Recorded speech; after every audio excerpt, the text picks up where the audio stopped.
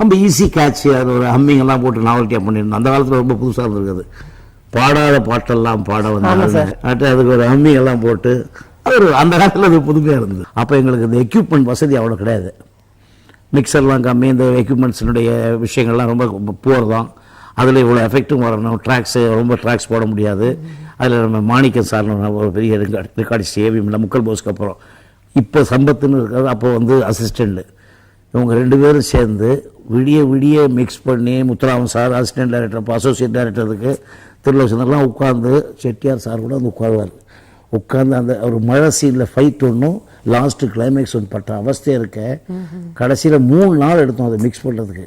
இதை விட பெரிய ரிச்சாக படம் எடுத்து இவ்வளோ நல்லா மியூசிக் கொடுத்துருக்காரு, அது வரல இது வரலன்னு சொல்லி கொன்று தள்ளிட்டார். அந்த எஃபெக்ட்ஸுகள் அப்படி வாங்கணும், அதை எடுத்த விதமாக நல்லா வரணுங்கிற அந்த டேஸ்ட்டு.